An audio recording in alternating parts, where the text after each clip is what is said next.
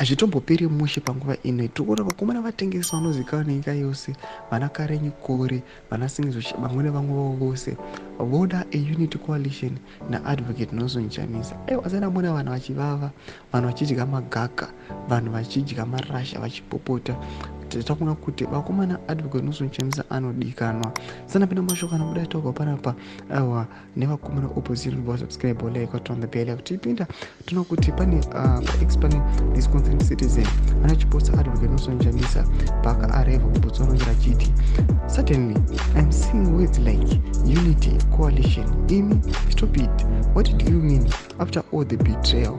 Now that Nelson Chamisa is a new vibrant thing, suddenly they wanted to tell him what to do. Chamisa don't buy it. It's a trap. Once beaten, twice shy.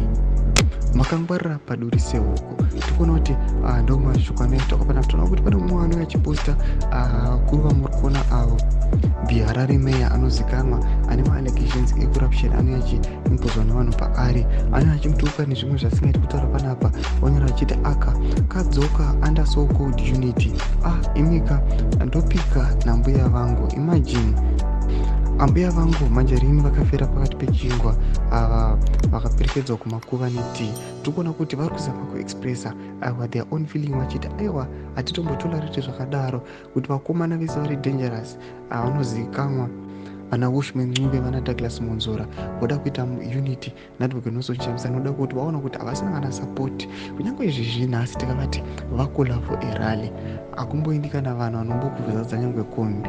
Aiwa tikuona kuti vakomana ava kunyatso kuona reality kuti aiwa kutengesa kwakaita vakakanganisa and vanhu vari kuiona as a move yavari kuda kuparadza the new movement idaitwa naNelson Chamisa zvino. Tudze mafungiro enyu muri kudii pamusoro pechitiko ichi. Pinda comment section menu, subscribe or like, on the bell icon.